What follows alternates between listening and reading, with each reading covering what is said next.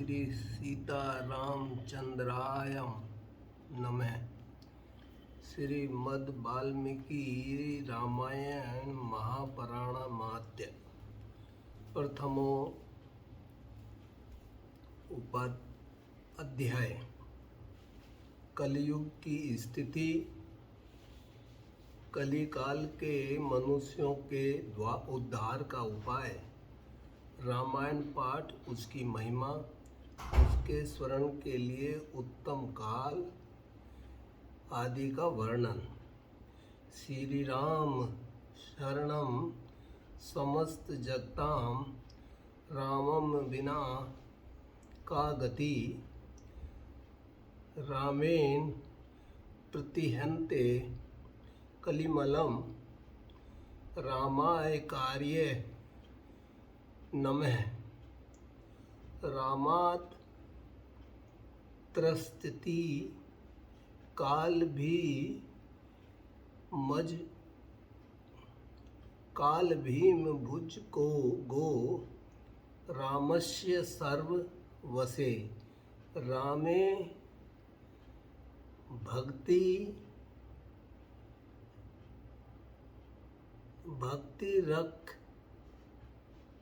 रखडिता भवन्तु मे।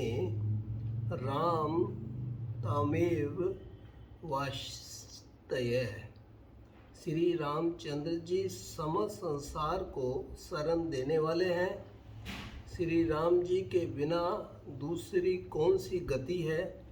श्री राम जी कलयुग के समस्त दोषों को नष्ट कर देते हैं। अतः श्री रामचंद्र जी को नमस्कार करना चाहिए। श्री राम से काल रूपी भयंकर सर्प भी डरता है। जगत का सब कुछ भगवान श्री राम के वश में है। श्री राम में मेरी अखंड भक्ति बनी रहे। हे राम, आप ही मेरे आधार हैं। चित्र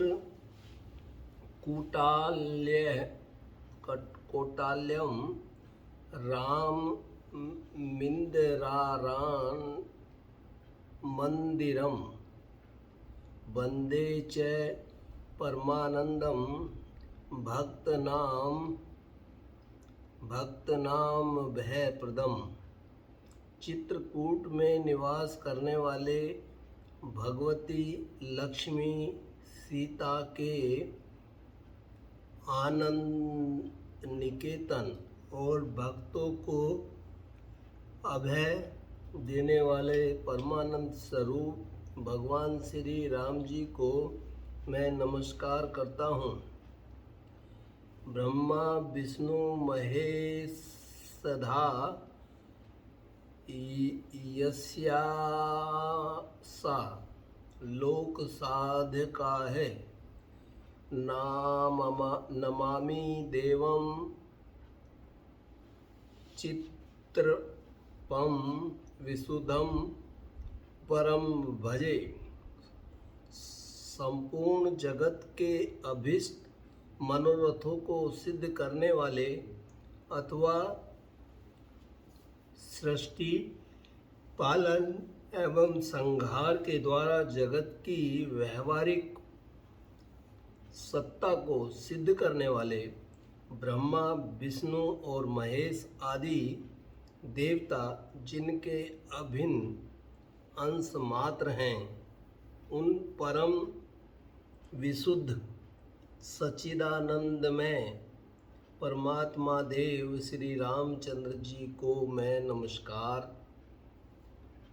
नमस्कार करता हूँ तथा उन्हीं के भजन चिंतन में मन लगाता हूँ। ऋषिय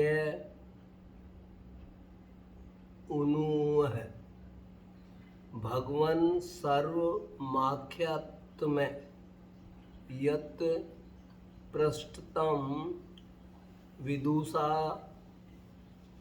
त्वया संसार पास वृद्ध दानाम दुखानि सुबहुनि च। ऋषियों ने कहा, भगवान आप विद्वान हैं, ज्ञानी हैं। हमने जो कुछ पूछा था वह सब आपने हमें भली भांति बताया है। संसार बंधन में बंधे हुए जीवों के दुख बहुत हैं। ऐत तत्संसार पश्चात छेदक है, कतम है स्मर्त है, कलो वेदो भक्त मार्गश्च नश्यन्ति नीति तव्य योगिता। इस संसार बंधन का उच्छेद करने वाला कौन है?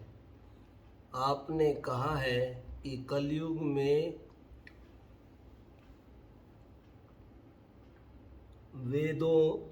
वेदोक्त मार्ग नष्ट हो जाएंगे। अधर्म निरंतराणाम च यातनाश्च प्रकृतिस्तात घोरे कलियुग प्राप्ते वेद मार्ग बहिष्कृते पाखंड तव प्रसिद्धम व सर्वेश्च परिकीर्त्यम। अधर्म परायण पुरुष को प्राप्त होने वाली यातनाओं का भी आपने वर्णन किया है। घोर कलयुग आने पर जब वेदोक्त मार्ग लुप्त हो जाएंगे, उस समय पाखंड फैल जाएगा। यह बात प्रसिद्ध है। प्राय सभी लोगों ने ऐसी बात कही है। कामार्ता हर्षदेश्च लुब्धः अन्योन तत्पराः कलो सर्वे भविष्यन्ति स्वलापा युवर्णपुत्रकाः। कलयुग के सभी लोग कामदेव नाम से पीड़ित नाटे शरीर के और लोभी होंगे तथा धर्म और ईश्वर का आश्रय छोड़कर आपस में एक दूसरे पर ही निर्भर रहने वाले होंगे। प्राय सब लोग थोड़ी आयु और अधिक संतान वाले होंगे। ये क्या है जो नीचे लिखे रहते हैं, इन्हें कैसे पढ़ें? जब यहाँ पर कोई आती होगी टिप्पणी तब पढ़ सकते हो, पर अभी मिस हो गई। पर पता नहीं चला। इन स्कूलों में संबोधन सहित सभी विभक्तियों में राम शब्द के रूप आ गए हैं। चलो,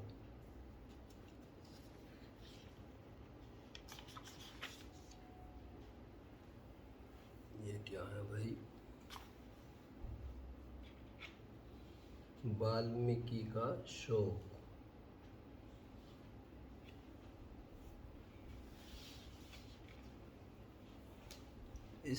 स्त्रिय है स्वपोषण परा वेश्याचरण तत्परा पति वाक्य मनादृत्य सदानंद ग्रह तत्परा दुशीलेषु करियन्ति पुरुषेषु सदा स्पृहायम्। उस युग की स्त्रियां अपने ही शरीर के पोषण में तत्पर और वेश्याओं के समान आचरणों में प्रवृत्त होंगी। वे अपने पति की आज्ञा का अनादर करके सदा दूसरों के घर जाया आया करेंगी, दुराचारी पुरुषों से मिलने की सदैव अभिलाषा करेंगी। श्रद्धा तार अभियस्वंती पुरुष सेसु कुलांगना है, परुषा नृत्य भाषिनियों देह संस्कार वर्जिता है। उत्तम कुल की स्त्रियां भी पर पुरुषों के निकट ओछी बातें करने वाली होंगी, कठोर और असत्य बोलेंगी तथा शरीर को शुद्ध और सुसंस्कृत बनाए रखने के सद्गुणों से वंचित होंगी। वालाश्च भव्यस्यन्ति कलो प्रियेण योषितः, भिक्षावश्चापि मित्रादि स्नेह हस संबंध यत्रिता है। कलयुग में अधिकांश स्त्रियां वाचाल व्यर्थ बकवास करने वाली होंगी, भिक्षा से जीवन निर्वाह करने वाली। सन्यासी भी मित्र आदि के स्नेह संबंध में बंधे रहने वाले होंगे। अन्नोपाधि निमित्तेन शिष्यान् बंधन्ति लोलुपाहे, उपाभ्यामपि पाणिभ्यां शिरां कण्डून्यं स्त्रियः कुर्वन्त्यो गृहभृत्यानां मानज्ञां भेत्य नत्तते नित्रन्ता। वे भोजन के लिए चिंतित होने के कारण लोभवश शिष्यों का संग्रह करेंगे। स्त्रियां दोनों हाथों से सिर खुजलाती हुई गृहपति की आज्ञा का जानबूझकर उल्लंघन करेंगी। पाखंडालापानितः पाखंड जनसंगिनः यदा द्विजा भविष्यन्ति तदा वृद्ध्यं तगः कलियः। जब ब्राह्मण पाखंडी लोगों के साथ रहकर पाखंडपूर्ण बातें करने लगें, तब जानना चाहिए कि कलयुग खूब बढ़ गया। घोरे कलयुगे ब्रह्मन् जनानां पाप करिमयानां मन शुद्धि विहीनायां निष्कृतियश्च कथम भवेत्। ब्राह्मण इस प्रकार घोर कलयुग आने पर सदा पाप परायण रहने के कारण जिनका अंतःकरण शुद्ध नहीं हो सकेगा, उन लोगों की मुक्ति कैसे होगी। तथा तुष्यन्ति देवेशो देवदेवो जगद्गुरुः ततो वदस्य सर्वज्ञ सूत धर्म वृत्तामवर। 14.5 और ये हो गया 15। धर्मात्माओं में श्रेष्ठ सर्वज्ञ सूत जी देवाधिदेव देवधर जगत गुरु भगवान श्री रामचंद्र जी जिस प्रकार संतुष्ट हों वह उपाय हमें बताइए।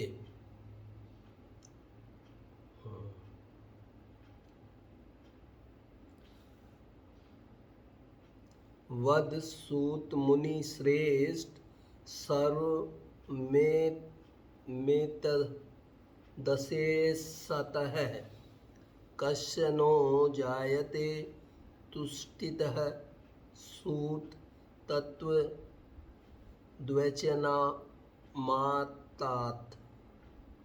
मुनिश्रेष्ठ सूत जी, इन सारी बातों पर आप पूर्ण रूप से प्रकाश डालिए। आपके वचनामृत का पान करने से किसको संतोष नहीं होता है। सूत उवाच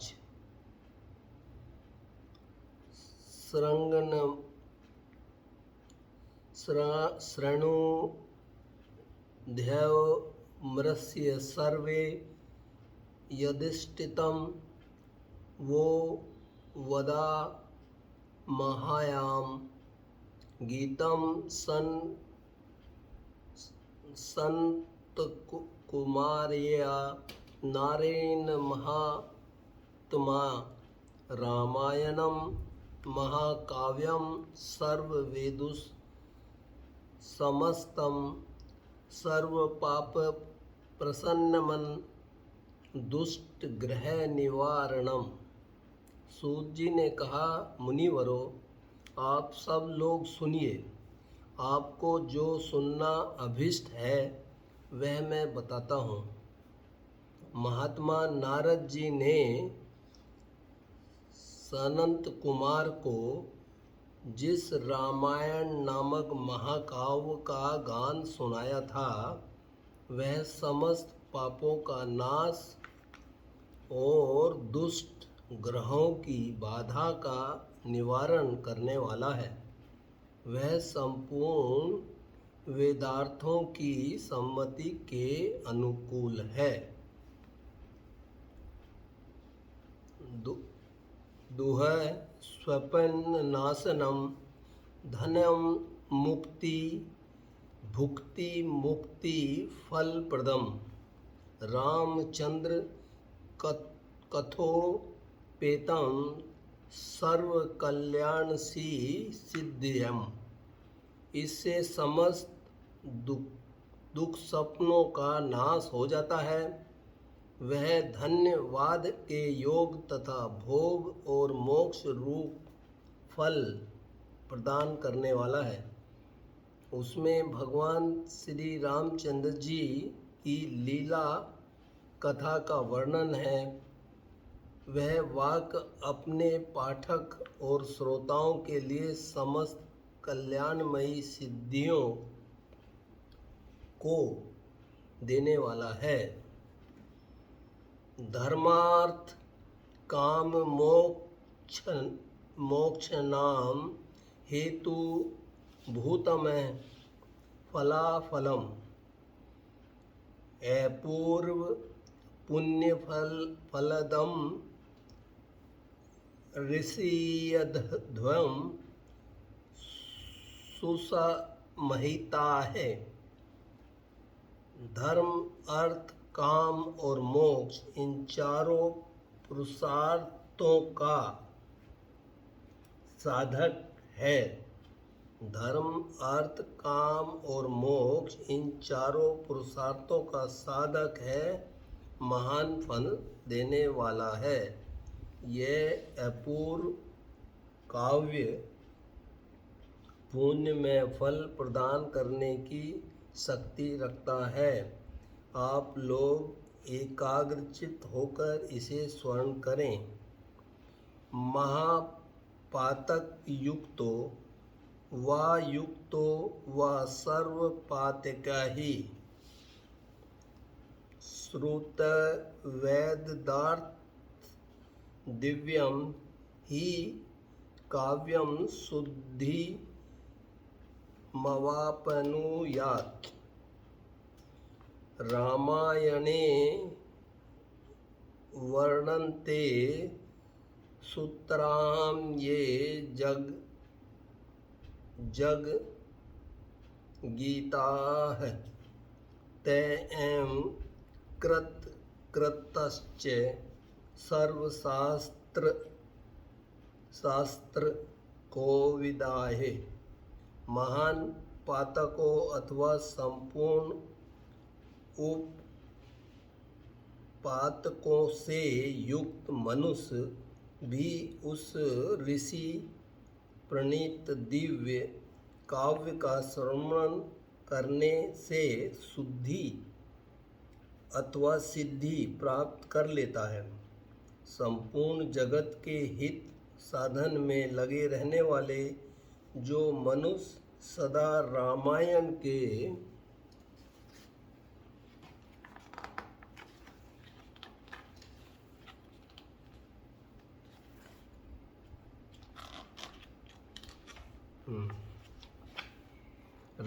के अनुसार वर्ताव करते हैं, वे ही संपूर्ण शास्त्रों के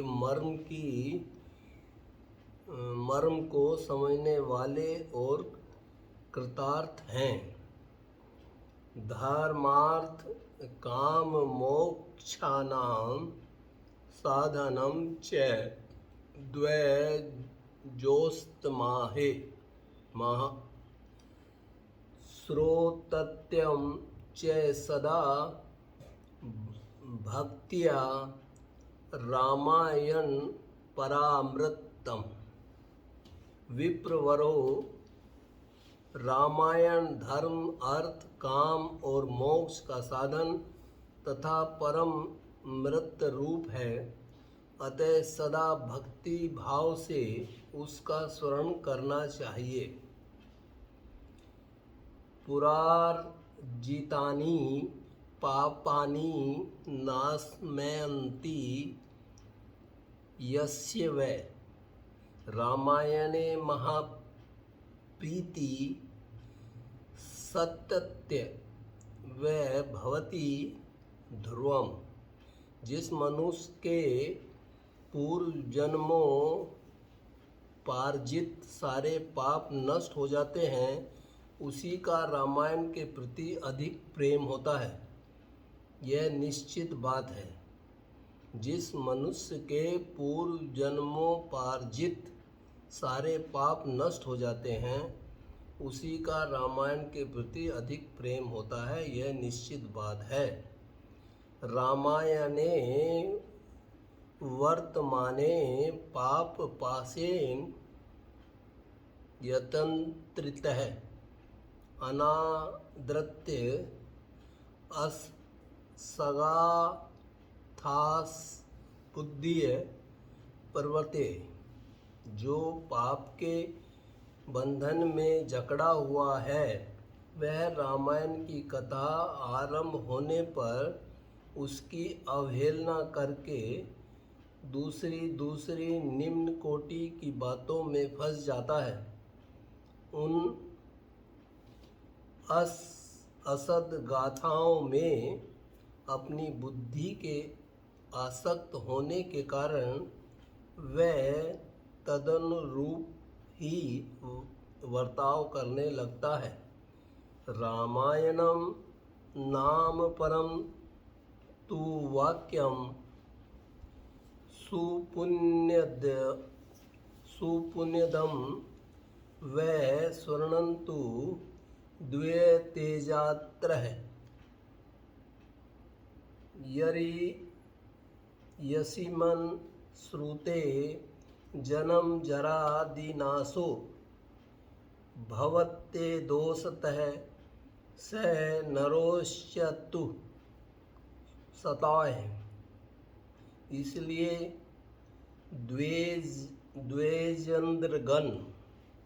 द्विजेंद्रगण आप लोग रामायण नामक परम पुण्यदायक उत्तम काव्य का श्रवण करें, जिसके सुनने से जन्म जरा और मृत्यु के भय का नाश हो जाता है तथा श्रवण करने वाला मनुष्य पाप दोष से रहित हो